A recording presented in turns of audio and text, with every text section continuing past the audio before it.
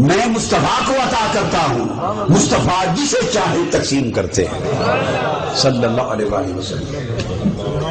تو آقا علیہ السلام نے یہ خطاب فرمایا اور پھر فرمایا وہ عرس تھا شہدائے احد کا، اور پھر ارشاد فرمایا لوگوں میں ابھی اسی وقت یہاں کھڑا ہوا، وہ قیامت جو ابھی تک تو وجود میں نہیں آئی ہے قیامت وجود میں، اب غیب کی بات بھی بتا رہا ہوں تو چابیوں میں غیب کی چابیاں بھی شامل ہیں۔ غیب کسے کہتے ہیں؟ جو بولیے پوشیدہ، جو پوشیدہ ہو، نظر نہ آئے، حواس خمسہ اور انسان کے اپنے ذرائع سے اس کی خبر نہ ہو، غیب ہے۔ آقا علیہ السلام نے مفاتیح چابیوں کی بات کر کے ارشاد فرمایا انی الآن انظر الی حوضی،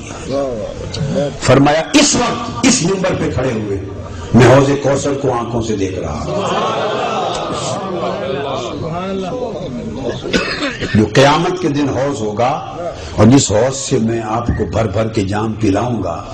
ابھی منبر پہ کھڑے ہوئے اس حوض کو بھی دیکھ رہا ہوں۔ اور وہ حوض اگر قیامت کا ہے تو قیامت تو ابھی قائم نہیں ہوئی، قیامت ابھی قائم نہیں ہوئی، اور اگر حوض سے مراد نہر جنت اور حوض کوثر کے علاوہ جنت کا حوض ہے تو جنت بھی غیب میں ہے، جب تک کوئی دنیا میں ہے اس وقت تک وہ دیکھ نہیں سکتا۔ تو دونوں صورتوں میں حوض قیامت ہے یا حوض جنت ہے، دونوں صورتوں میں حوض کوثر ہے یا نہر جنت ہے، دونوں صورتوں میں وہ غیب میں ہے، دونوں صورتوں میں غیب میں ہے۔ تو فرمایا ابھی اسی منبر پہ میں آنکھوں کے ساتھ اس حوض کو بھی دیکھ رہا ہوں۔ وہ ساری باتیں بتا دی، نعرہ تکبیر، نعرہ رسالت،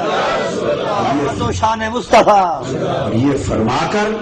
آخری پھر اعلان فرمایا واللہ، اللہ کی قسم،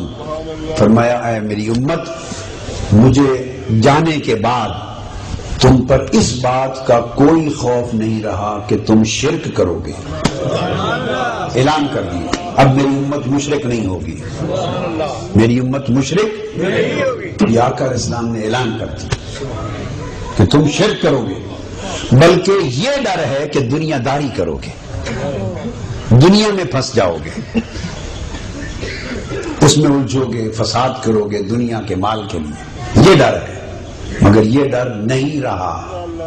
کہ شرک کرو گے، اللہ ان تشرکوا بعد، انی لا اخاف علیکم ان تشرکوا بعد ولکن ان تتنافسوا فیہ۔ آقا علیہ السلام نے اعلان کر دیا کہ میرے بعد تم شرک نہیں کرو گے، مشرک نہیں ہوگے۔ سو جو شخص حضور کی امت کو اب مشرک کہے گا وہ معاذ اللہ حضور کے اعلان کی نفی کر رہا ہے، آقا علیہ السلام کے اعلان کی نفی کر رہا ہے، حضور کی امت کو شرک سے پاک کر دیا۔ اور یہ اعلان اس مقام پر کیا کہ شرک نہیں کرو گے جب شہدائے احد کا عرس فرما رہے تھے، شہدائے احد کا عرس کر رہے تھے، ان کے مزارات پر زیارت کر کے دعا کر کے منبر رکھ کے اجتماع سے خطاب کر رہے تھے، اور اس موقع پر اس فرمانے کا ایک تعلق ہے،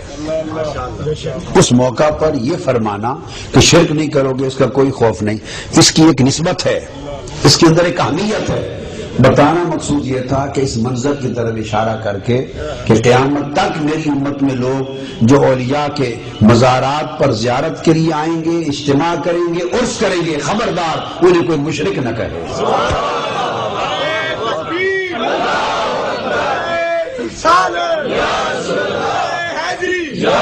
کیونکہ اس موقع پر آقا علیہ السلام نے یہ بات فرمائی ہے۔ وہ تو